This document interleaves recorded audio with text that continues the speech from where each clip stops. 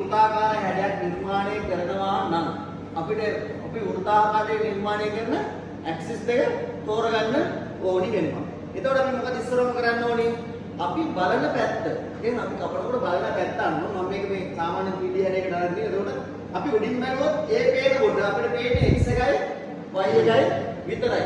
අපිට උඩ පැත්තෙන් බලලා සමපක් නිර්මාණය කරනවා නම් අපිට උදාහරණයක් මේ G17 උඩට පාවිච්චි කරන x එකයි y එකයි. අපි මේ පැත්තෙන් අපි පැත්තකින් බලනකොට අපිට මේ පැත්තේ තියෙන ඇක්සිස් එකේ ඉස්සර නම් විතර අපිට මේකේ මෙන්න මේ රවුමක් හෝ නැත්නම් මේ අතර ඔන්න හැඩයක් හෝ අපිට නිෂ්පාදනය කරගන්නවා නම් මේ ටික අයින් කරලා ඉතින් මෙන්න මේ හැඩේ නිර්මාණය අපිට පේන්නේ මොන ඇක්සිස් එකේද? z එකයි x එකයි. ඒතකොට අපි ඒක පාවිච්චි කරනකොට G18. ඊට පස්සේ අපි අනිත් පැත්තෙන් බලනකොට හරිද? අපිට මේ පැත්තෙන් බලනකොට මේක මොකද්ද? z එකයි y එකයි. අපි ඒ පැත්තේ අපි හිතමු මේ මහා ප්‍රවුන් එක කරේ. මේම කපනවා කියලා. මේ ටික අයින් කරනවා කියලා හිතමුකෝ. එතකොට මේ හැඩේ ක්‍රියාත්මක කරන්න ඕන නම් අපිට ඕන වෙන ඇක්සිස් එක මොනවද? z එකයි y එකයි. එතකොට පාවිච්චි කරන්නේ මොකද්ද? G19.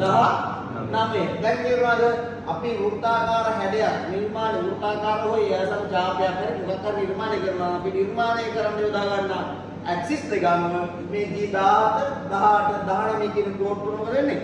වෙනස් වෙනවා. බලන්න මතක තියාගන්න ඕනේ අපි අඳින ප්‍රෝග්‍රෑම් එක අපි ලියන ප්‍රෝග්‍රෑම් එක මොන ඇක්සිස් එක භාවිත කරලා දෙකේ වෘත්තයක් නිර්මාණය වෙන්නේ කියන එක. ඒතකොට පළවෙනි අපි හිතන්නේ මොකද්ද මොන ප්‍රෝග්‍රෑම් එකක් අදින්නත් කලින් අපි ඒ ප්‍රෝග්‍රෑම් එක යූස් කරමු මොනවද?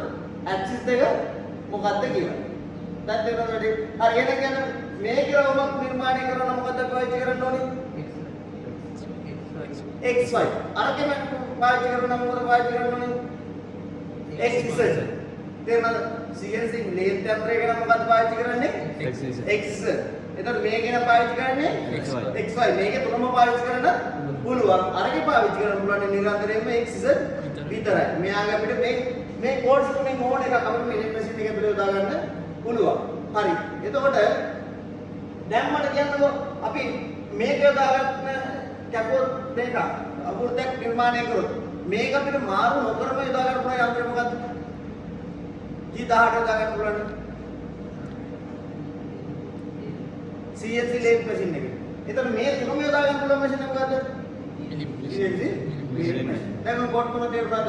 හරි. ඔයාලගේ නෝට් එක ඉස්සරහින් මේක ඇඳ ගන්නවා ඉඳගෙන අපි චුට්ටක් ලියා ගන්න ඔයාලගේ අපි G code list එක ඉස්සරහ ලියා ගන්න. G17 එන්නේ මොකද්ද? G18 එන්නේ මොකද්ද? G18 එන්නේ මොකද්ද?